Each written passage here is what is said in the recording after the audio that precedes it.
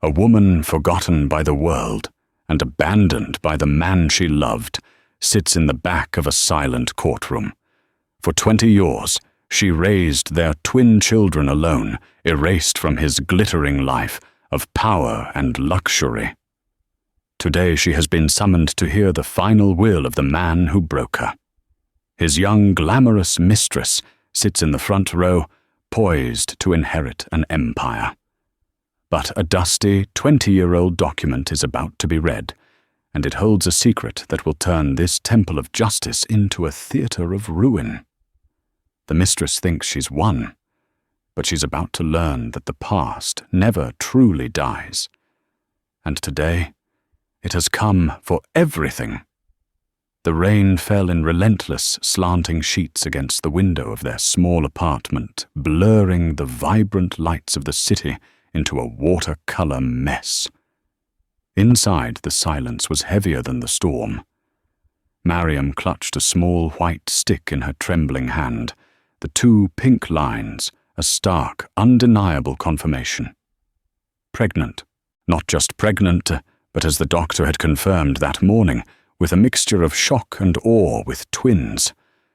For a moment, pure, unadulterated joy washed over her. She and Geoffrey had been married for 2 years, a whirlwind romance that had felt like a fairy tale.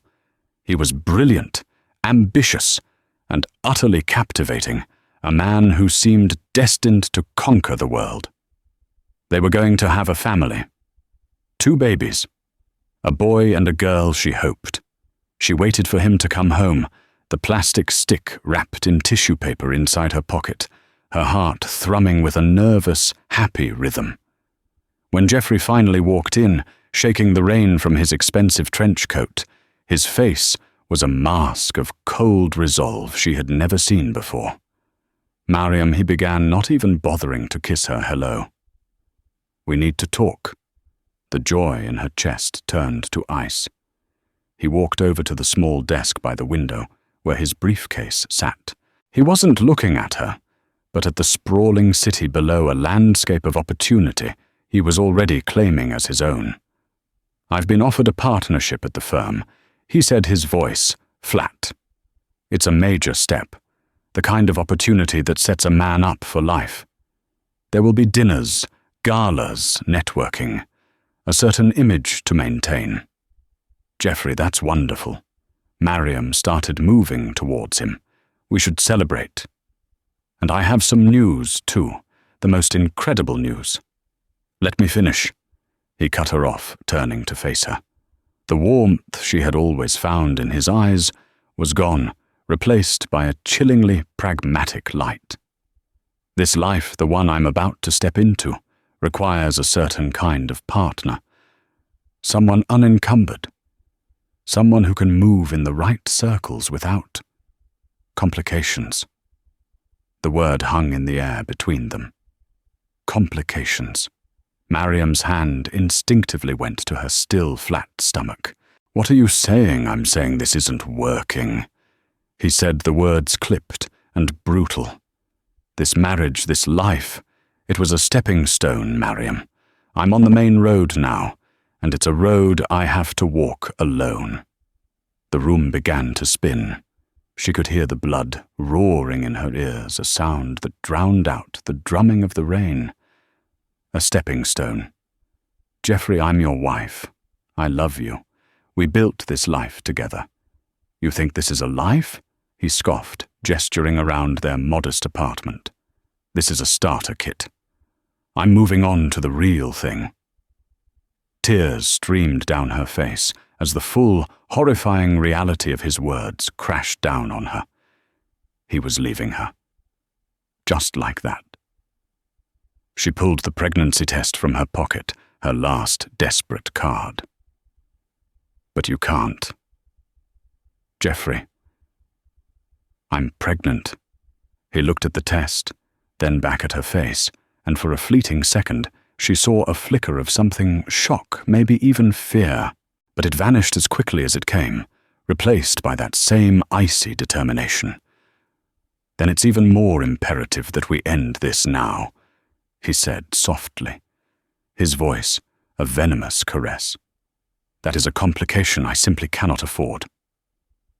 He opened his briefcase and pulled out a single folded document and a pen.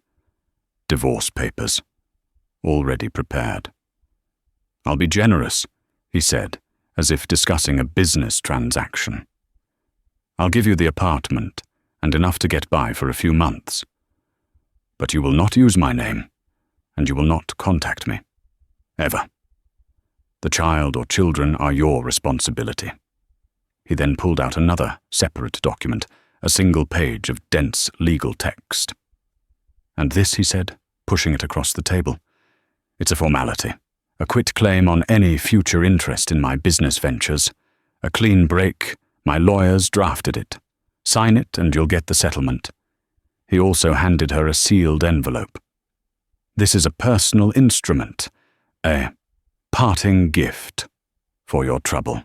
Numb, broken, and utterly defeated, Mariam looked at the man she thought she knew and saw only a stranger.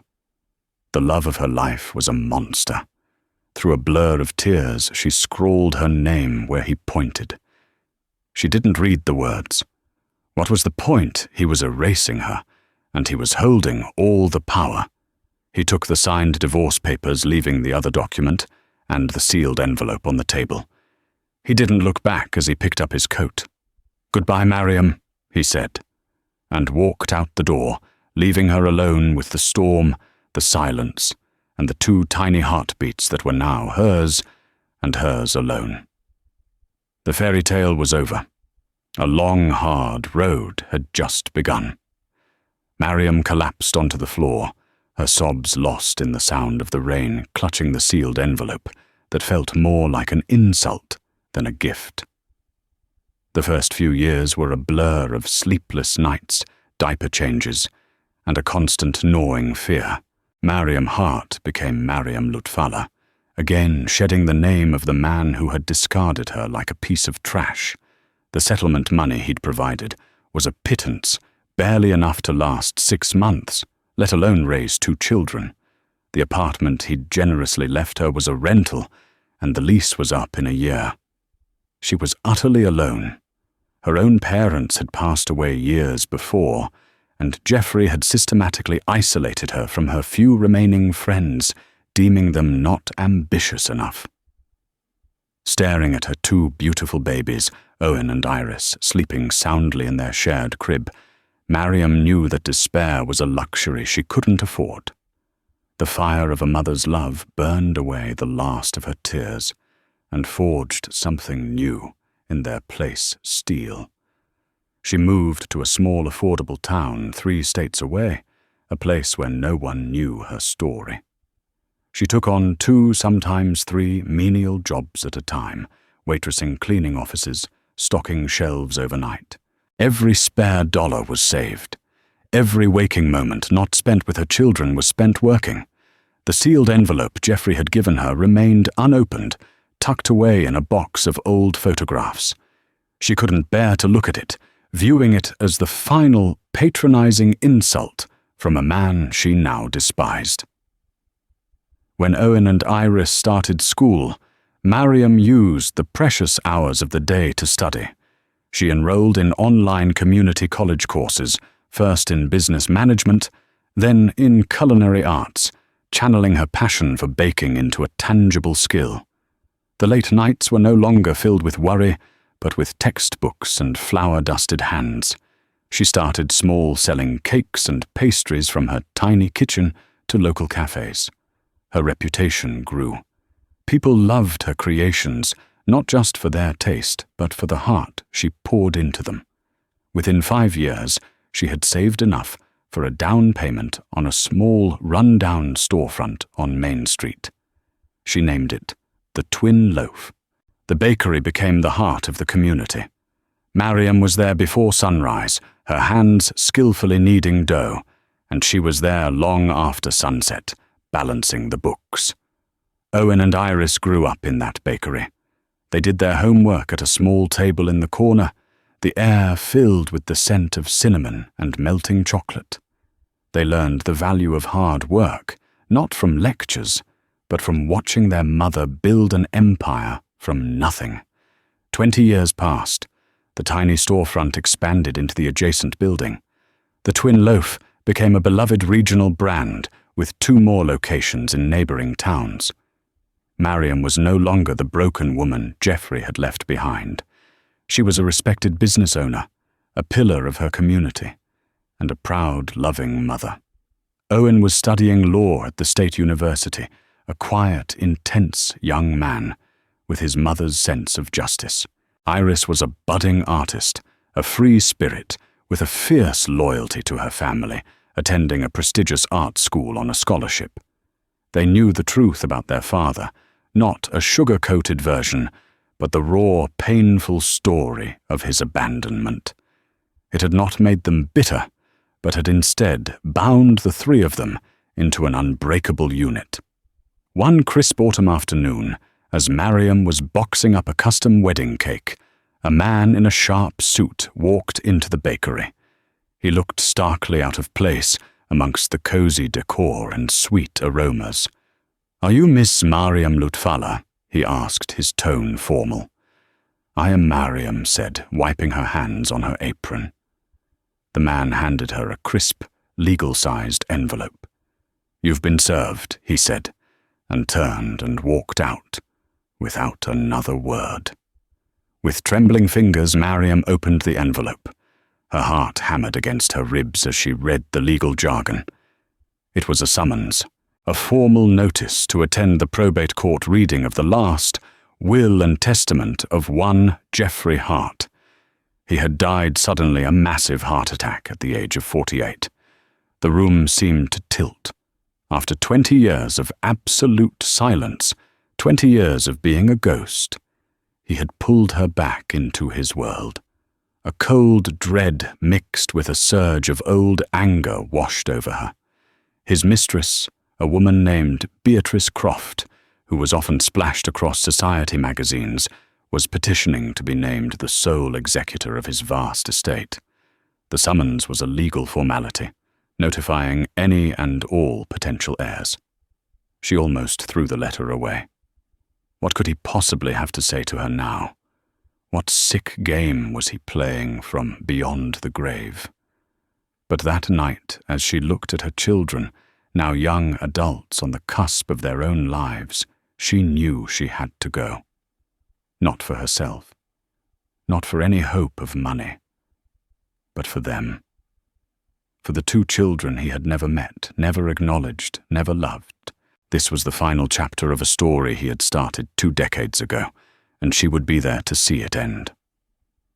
The summons sat on Mariam's kitchen counter for 3 days, a white rectangle of dread in her otherwise orderly life. She hadn't told the twins yet. How could she? How could she explain that the ghost who had haunted their lives was now demanding her presence? Her first instinct was to ignore it, to throw it in the fire and pretend it never arrived. Geoffrey's world of cutthroat business, high-stakes finance, and tabloid fodder relationships was a universe away from her warm bakery and the quiet life she had so painstakingly built. She wanted no part of it. But the name of the law firm on the letterhead Dawson, Finch and Gable stirred a faint memory. It wasn't the firm Geoffrey had been a part of when he left her. It was an older, more established name. Driven by a curiosity she couldn't quell, she looked them up. The firm was ancient, one of the oldest in the city, known for handling old money and complex family trusts. It seemed an odd choice for a modern corporate raider like Geoffrey. Just as she was about to close the laptop, her phone rang. It was an unlisted number. Miss Lutfallah, a gravelly voice, inquired. "Yes, who is this?" "My name is Howard Davies. I'm a senior partner at Dawson, Finch and Gable. I trust you received our correspondence regarding the estate of Mr. Geoffrey Hart." Mariam's spine stiffened. "I did. And with all due respect, Mr. Davies, I have no interest in Mr. Hart's estate. His world has nothing to do with mine." There was a pause on the other end of the line. "Miss Lutfallah?" "Mariam. I knew your father. I was a junior associate when he sought counsel from my firm many years ago. He was a brilliant man, an innovator. This was unexpected. Her father, an engineering professor, had passed away a year before she even met Geoffrey. He had been a gentle academic soul who tinkered endlessly in his garage. My father, Mariam, asked, confused. Yes, which is why I am personally urging you to attend the reading. I understand your reluctance, believe me. I have followed Mr. Hart's career over the years.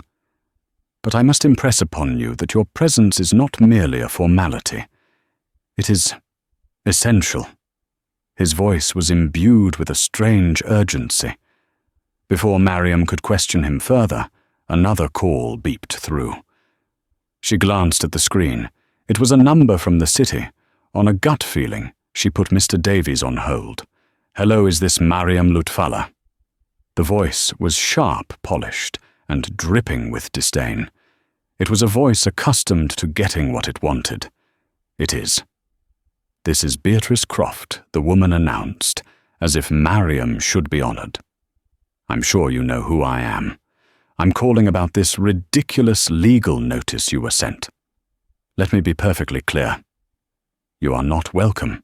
Geoffrey's past is dead, and so are you as far as his life was concerned. Whatever pathetic attempt this is to get money, it won't work. The estate is mine.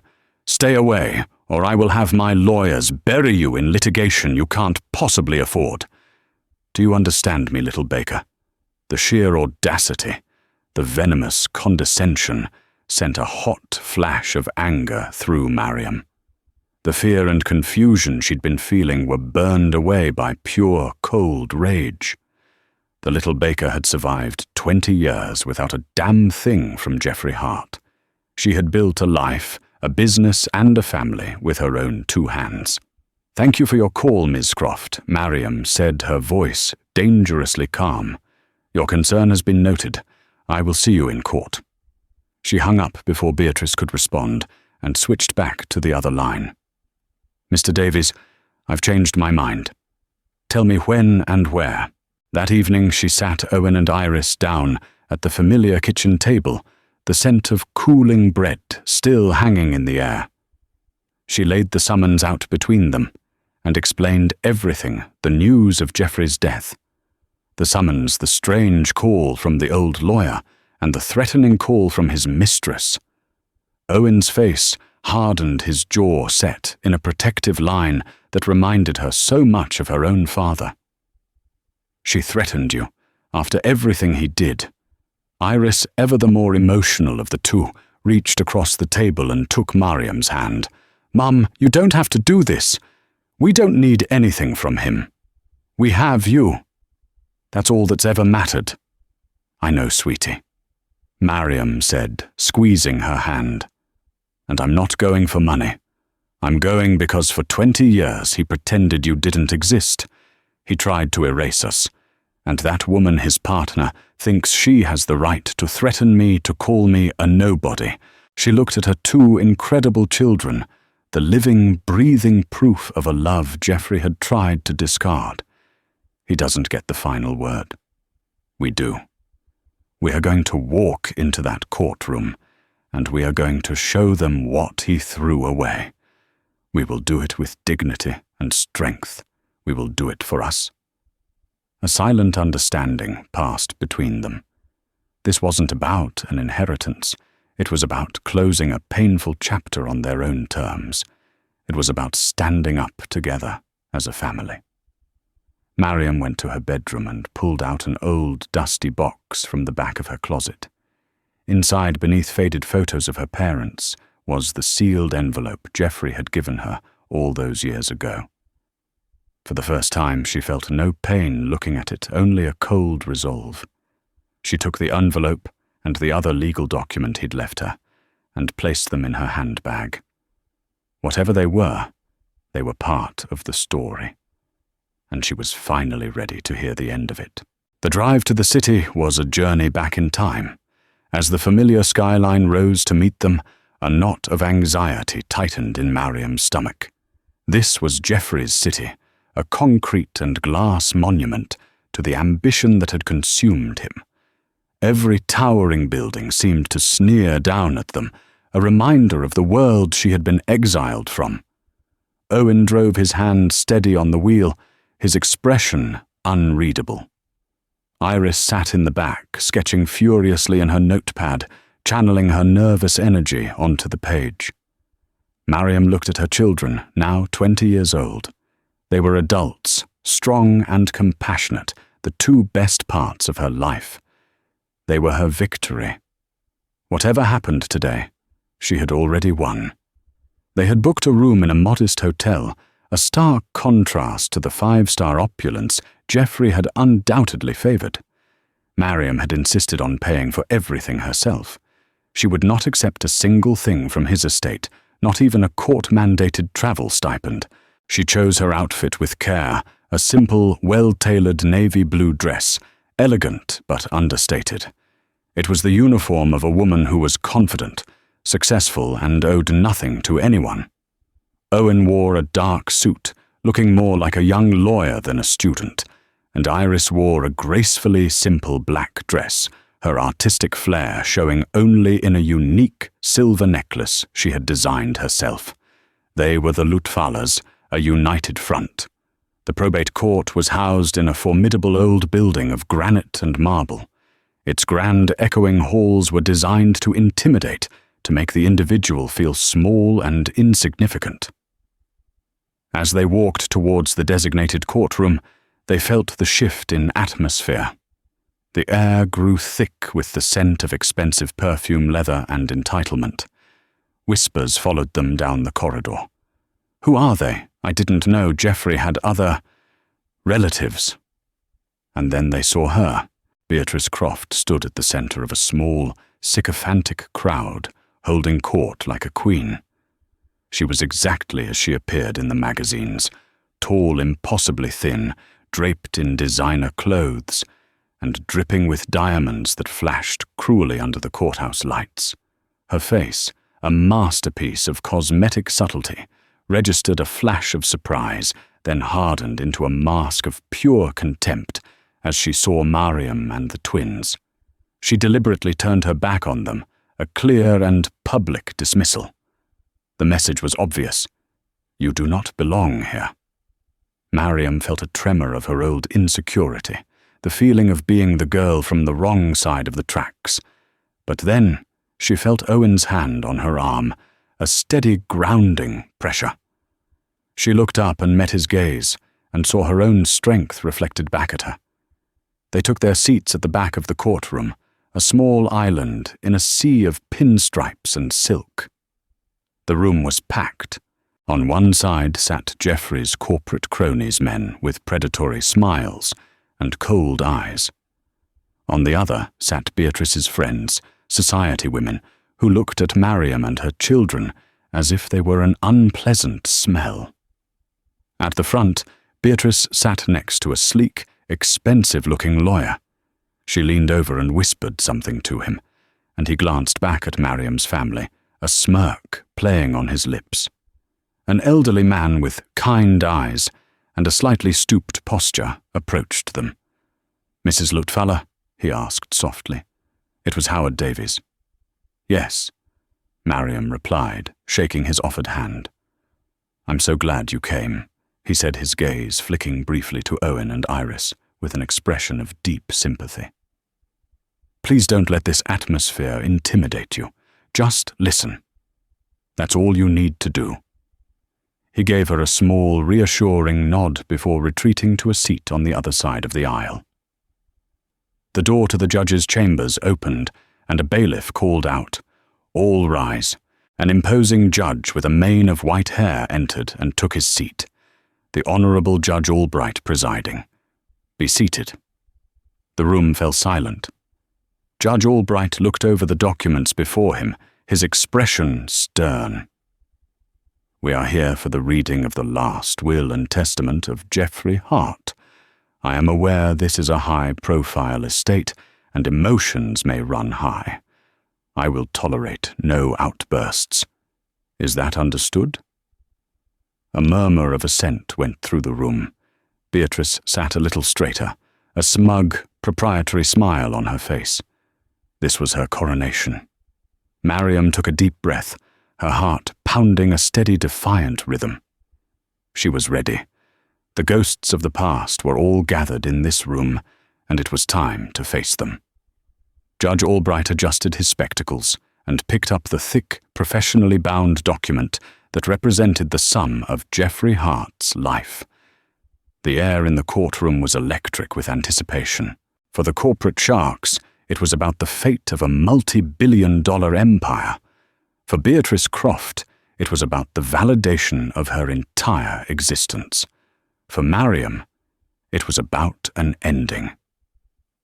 This document, the judge began, his voice booming in the silent room, is the last will and testament of Jeffrey Hart, dated March 12th of this year. It has been verified and is legally binding. Beatrice preened. The date was recent, well into her reign as Jeffrey's partner. She shot a triumphant glance over her shoulder towards the back of the room, a silent, final sneer at Mariam. The judge started with the usual bequests: a sizable donation to his alma mater, several $1 million to a prominent arts foundation, whose board members seated in the front row nodded in grim satisfaction. There were smaller, yet still substantial cash gifts to his executive board and personal staff. With each name read, another vulture was satisfied, and the tension surrounding the primary inheritance grew. Beatrice's lawyer patted her hand reassuringly. This was all standard procedure. The trivialities before the main event. Now Judge Albright continued turning a page. We come to the matter of personal effects and properties. He read a list that was staggering in its opulence. A villa in Tuscany, a penthouse apartment on Park Avenue, a collection of rare sports cars, a yacht moored in Monaco. As expected, each item was bequeathed to my beloved partner, Ms. Beatrice Croft. With every word, Beatrice's smile widened. Her friends behind her exchanged knowing looks. It was all going according to plan. She was now officially one of the wealthiest women in the country. Mariam watched her, a strange sense of detachment washing over her. She felt no jealousy, only a clinical curiosity. This woman had built her life on the foundations of Mariam's pain, and she was so blissfully, arrogantly unaware of the cracks beneath her feet. Owen sat beside her, rigid with a quiet fury. Iris had stopped sketching and was watching Beatrice with an artist's intense, analytical gaze, as if committing this portrait of avarice to memory. Finally, Judge Albright announced, his tone shifting almost imperceptibly. We address the disposition of Mr. Hart's primary asset, his controlling interest in Hart Industries and its subsidiary holdings. This was the moment. The entire room held its breath. Hart Industries was a titan, a sprawling global conglomerate worth billions. This was the grand prize. Beatrice leaned forward, her eyes gleaming. The judge cleared his throat. The will states, to my partner Beatrice Croft, I leave my remaining 10% ownership stake in Hart Industries, along with all associated dividends and voting rights. A collective gasp swept through the courtroom. 10%, Beatrice's face fell. The triumphant smile vanished, replaced by a mask of stunned disbelief. She turned to her lawyer, her eyes wide with panic. 10%! That's impossible, it's a mistake, she hissed, her voice, a piercing whisper that carried through the silent room. Her lawyer looked just as baffled. It must be a clerical error, he whispered back, frantically flipping through his own copy of the documents. Judge Albright looked up, his gaze stern. Ms. Croft, I warned you about outbursts. He then looked back down at the will. There is no error. The will is quite specific. 10%. He paused, letting the weight of the words sink in. Which brings us to the remainder of the estate. The judge set aside the main will and picked up a different file. It was older, its edges slightly yellowed. The disposition of the other 90% of Heart Industries is not governed by this will. Instead, it is subject to a pre-existing, irrevocable legal instrument, a private trust and ownership agreement that predates the founding of the company itself. The corporate lawyers began murmuring to each other, their faces etched with confusion. A pre-existing agreement? What were they talking about? Geoffrey had always presented himself as the sole founder, the singular genius behind the empire. Beatrice was pale, her knuckles white as she gripped the table. What agreement? I was his partner for 8 years. He told me everything. There is no other agreement. Judge Albright ignored her, his eyes scanning the old document. This court was petitioned to unseal and enforce this instrument upon Mr. Hart's death.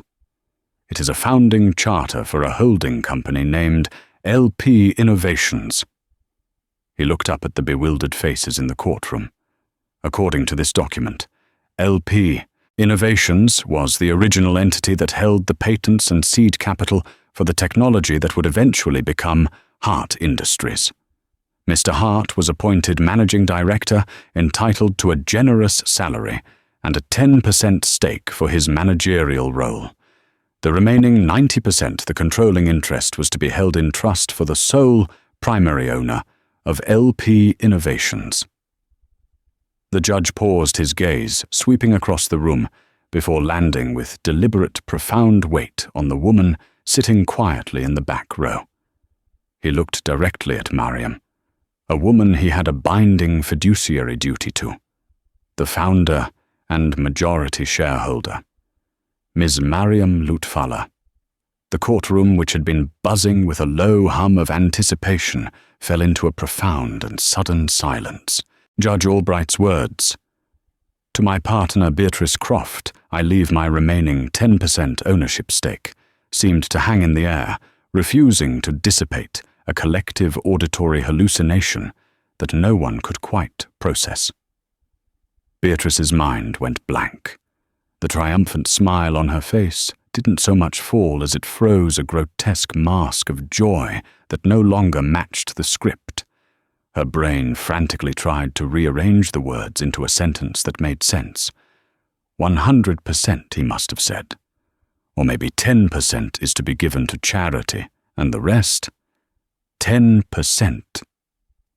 Her voice, meant to be a sharp whisper to her lawyer, came out as a strangled croak that echoed in the unnatural quiet. That's impossible. It's a mistake. Her lawyer, a man known for his unflappable demeanor, looked as though he'd been struck. He fumbled with his copy of the will, his face paling as he scanned the text. He could find no error. The ink was clear, the language precise. A ripple of shock and confusion spread through the room. The corporate sharks exchanged baffled, calculating glances. Was there a secret heir? A hostile takeover from beyond the grave? Geoffrey Hart had been a man of absolute control. This felt like a baffling, uncharacteristic lapse. Judge Albright looked up from the will, his gaze sweeping over the room, cold and authoritative. "Miss Croft, I warned you about outbursts." He then set the thick, modern document aside with an air of finality. "There is no mistake in the will, it is quite specific."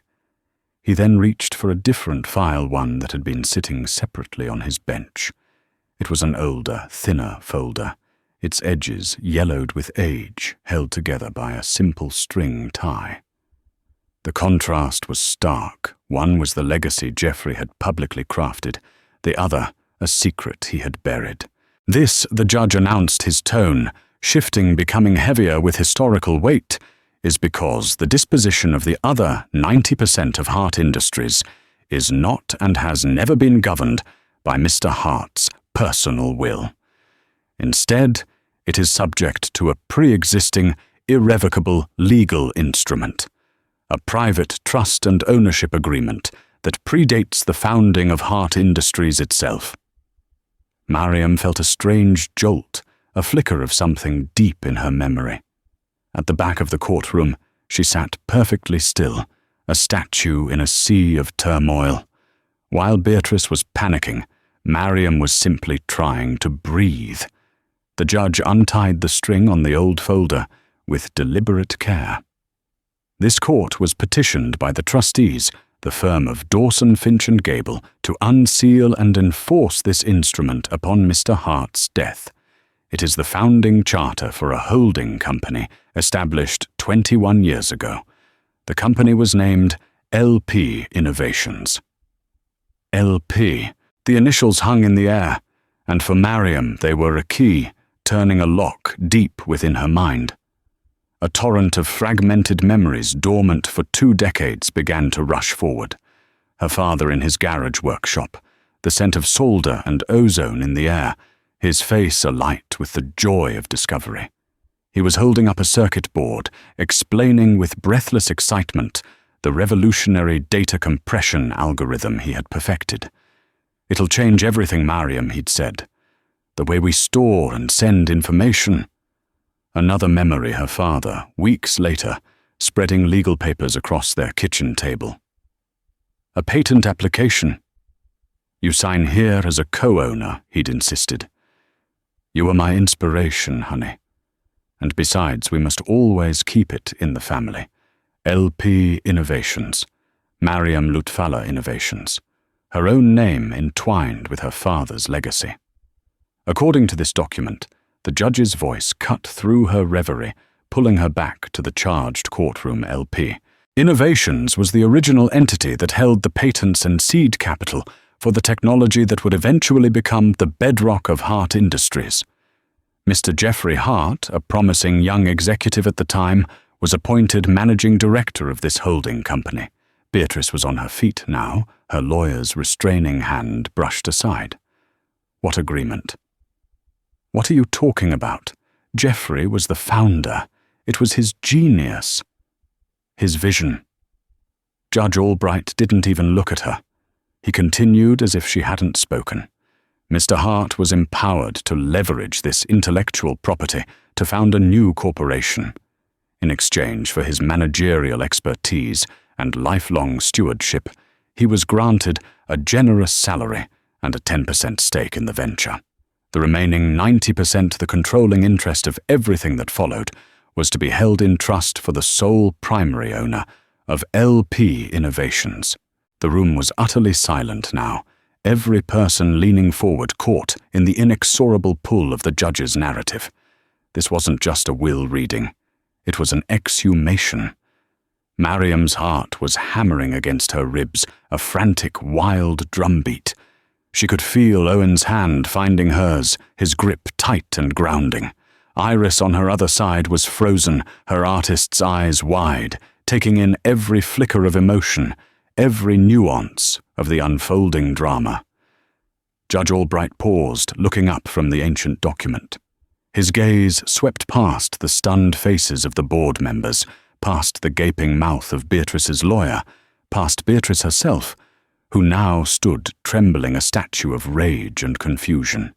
His eyes traversed the entire length of the courtroom until they landed with deliberate, profound weight on the forgotten woman sitting quietly in the back row.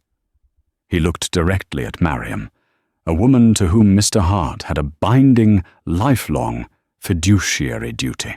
The founder beneficiary and 90% majority shareholder, Ms. Mariam Lutfallah. For a single suspended moment, the world stopped. Her name echoed in the marble hall, imbued with a power she had never known. Then from the front of the room came the sound. It started as a choked gasp, and then tore its way out of Beatrice's throat, a raw, guttural shriek of pure animalistic denial. No, the scream shattered the courtroom's decorum. It was the sound of a universe collapsing. "That's a lie, a forgery!" she shrieked, her body trembling violently. She pointed a shaking diamond-clad finger at Mariam, her face a contorted mask of disbelief and hate.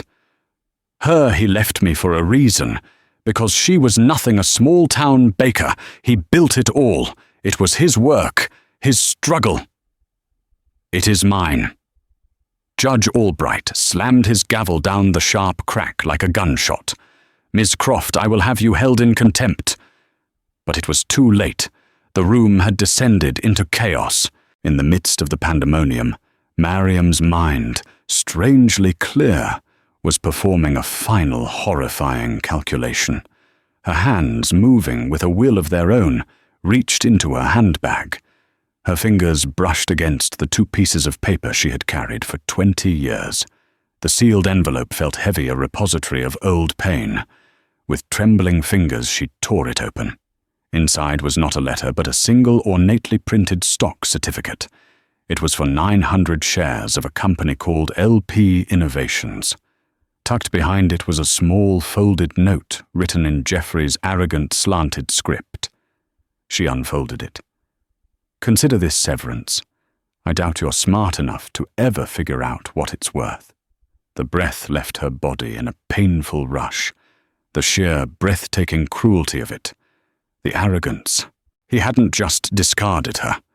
He had mocked her, dangling the keys to his entire kingdom in front of her face, confident she would see it as nothing more than a worthless piece of paper, a final insult.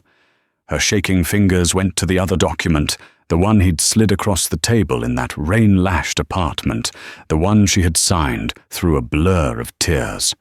It wasn't a quitclaim. The heading, which she had never bothered to read, was clear: Trust and Management Agreement.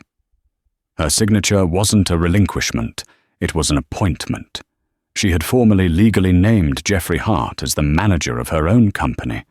The elderly lawyer, Howard Davies, materialized by her side, his presence a calm anchor in the storm. He spoke softly, his voice for her alone. "Your father was a brilliant man, Miss Lutfaller.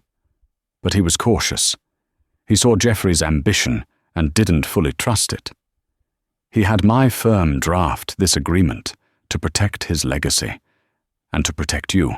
Geoffrey signed it, desperate to get his hands on the patents. His hubris was in believing you would never uncover its true nature. Mariam looked up from the damning revelatory papers in her hands. She saw Beatrice finally collapsing into her chair, her body racked with hysterical silent sobs, as her lawyer tried to console her. She saw the corporate board members in a frantic huddle, their faces ashen. She saw the empire Geoffrey had built, not as his monument, but as a house he had constructed in her front yard, all while telling her she was homeless. Geoffrey hadn't left her a fortune. He had left her a reckoning, and it was now and had always been hers to command. The moment Judge Albright's gavel fell, for the final time the courtroom's dam of forced civility broke. A tsunami of noise crashed over them, as reporters who had been lurking in the gallery surged forward. Flashbulbs strobed like lightning, turning the scene into a series of stark, bleached-out photographs. Shouted questions became an incoherent roar. Mariam instinctively moved to shield Owen and Iris, her arms forming a protective barrier as Mr. Davies guided them through the scrum toward a private exit. They caught a final searing image of Beatrice Croft, slumped in her chair, a hollowed-out porcelain doll, abandoned in the wreckage of her own life. The storm followed them. News vans camped outside their hotel, their satellite dishes aimed like weapons. Mariam's face, a name nobody knew that morning, was now splashed across every news channel and website. The headlines were a frenzy of hyperbole. The Baker billionaire. Hart's hidden heir mistress gets her just desserts. Back in the quiet anonymity of their hotel room, the sheer unreality of the day descended. For a long moment, the 3 of them just stood there, the city's muffled roar, a distant soundtrack to their silent shock. Iris was the first to move, sinking onto the edge of a bed and letting out a long, shuddering breath. Owen stood by the window, his back to the room, his shoulders rigid as he stared down at the sprawling city that was now impossibly theirs. Mariam looked at her children, the 2 anchors of her life. "Are you 2 okay?" she asked, her voice softer than she intended. Owen turned his eyes, burning with a fierce, protective light. "Are we okay, Mum? Are you, for 20 years, you carried this? You built everything for us from nothing while he was playing king on a stolen throne." The anger in his voice was not for the lost years of luxury, but for the years of struggle his mother had endured alone. Iris pulled out her sketchbook, her hands moving with a frantic energy. "I keep seeing it," she murmured, not looking up. "That woman's face when the judge said your name. It wasn't just shock, it was evaporation. Like she realized she was a ghost all along. She looked up at Mariam, her eyes wide with a dawning awe. "He never beat you, Mum. Even when we had nothing, he never truly beat you." In that small generic hotel room, surrounded by the family she had forged in the fires of abandonment, Mariam felt the last tremors of shock give way to a profound, unshakable calm. This wasn't a lottery she had won. It was a reckoning. It was the universe finally balancing its books. She walked over to Owen and placed a hand on his arm. "He didn't beat us because our foundation was real," she said, her voice imbued with a new, quiet authority. "It was built on love and hard work. His was built on a lie, and lies, no matter how grand, eventually collapse." That night she didn't sleep. She sat with the lights off, watching the city glitter, not with avarice, but with a sense of immense, sobering responsibility. This empire built on her father's genius and stained by Jeffrey's greed was now her burden and her opportunity. She wasn't thinking about the money. She was thinking about the thousands of employees, the company's impact on the world, and the name her father had left in her care. Her first call the next morning was to Howard Davies. Her instructions were clear and precise. She wasn't an avenging angel, but a business owner. She called an emergency board meeting for the following week. Walking into the Hart Industries boardroom was like stepping into the heart of Jeffrey's ambition. The long, imposing table was carved from a single piece of mahogany. The chairs were black leather thrones.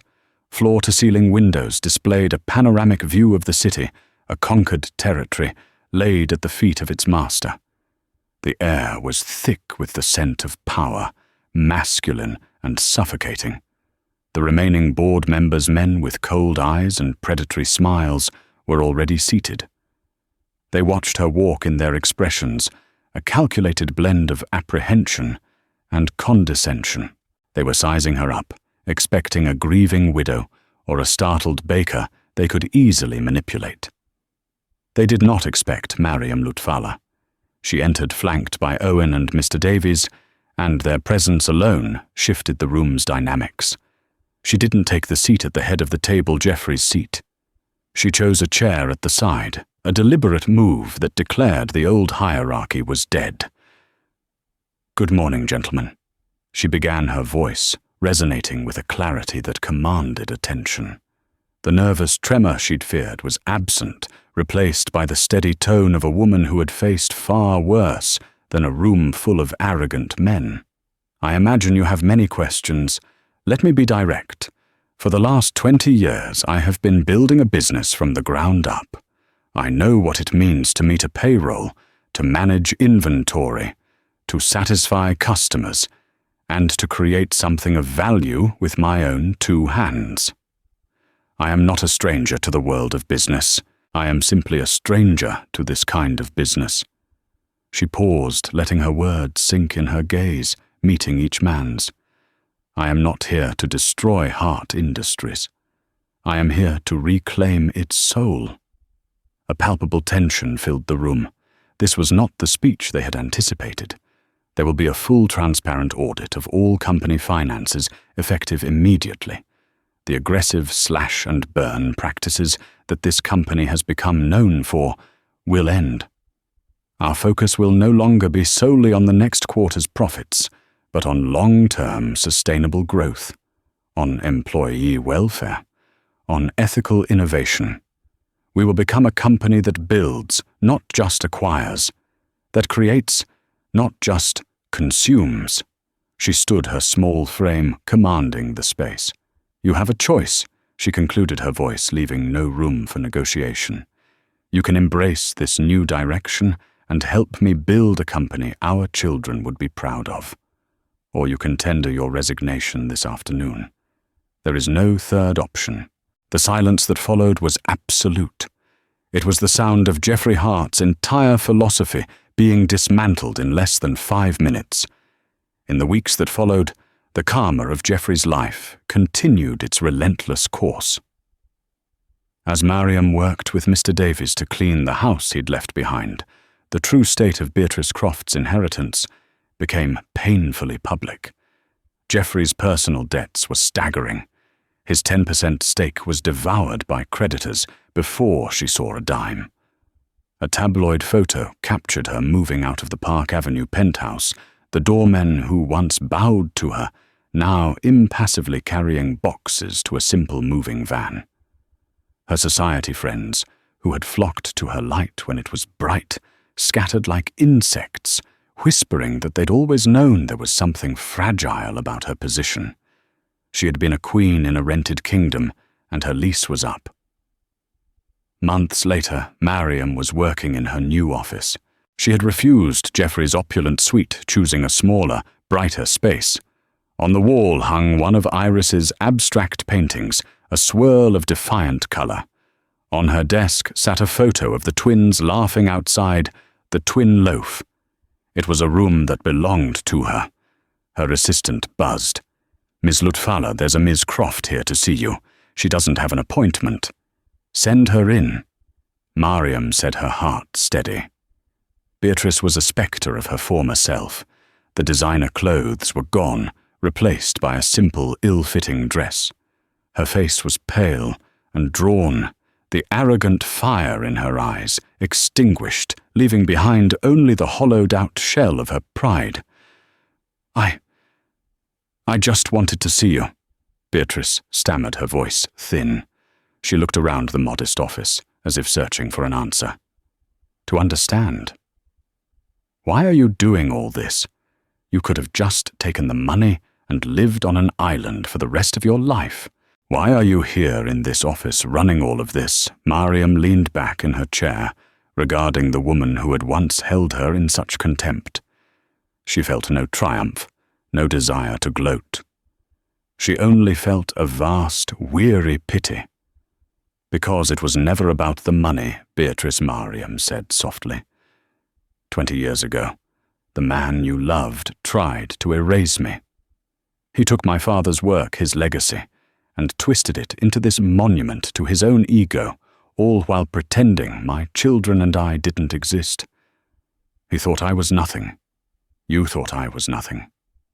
Mariam rose and walked to the window, looking down not at a conquered territory, but at a city full of lives her company now touched. This, she said, her gesture encompassing everything, is not about revenge. Revenge is a fire that burns out, leaving only ash. This is about legacy. I am building something that will last, something that my children, Owen and Iris, can be proud to inherit one day. Something built on integrity, not on lies. Beatrice stared, the simple, devastating truth of Mariam's words finally landing. She had built her life on a man's affection, which had proven as worthless as his promises. Mariam had built her life on herself. There was nothing more to say. Beatrice turned and walked out of the office, not just defeated, but irrelevant. Mariam didn't watch her go. Her gaze was already on the future. On her desk were the preliminary charters for a charitable foundation in her father's name, which Owen was helping her draft. Next to them were Iris's first sketches for a new company logo, a stylized image of 2 intertwined saplings growing into a strong tree. She was not just cleaning a house, she was planting a garden in its place. Her revenge wasn't a single fiery act in a courtroom. It was in the quiet, daily determined work of building a better world than the one Geoffrey had left behind. And so Mariam's story isn't just about the shocking moment a will is read. It's about the quiet strength cultivated over 2 decades of struggle and sacrifice. It's a powerful reminder that true wealth isn't measured in stock portfolios or lavish assets, but in integrity, love, and the resilience to rebuild a life from the ashes. Beatrice's scream in the courtroom was the sound of a hollow dream shattering, while Mariam's quiet victory was the culmination of a life lived with purpose and dignity. Her ultimate revenge wasn't in taking Geoffrey's empire, but in transforming it into something he could never have imagined, a force for good. If this story of justice and empowerment resonated with you, please hit that like button and share it with someone who needs to hear that strength and perseverance will always win. Don't forget to subscribe and turn on notifications for more incredible stories of karma and redemption. What did you think of Mariam's final decision? Let us know in the comments below.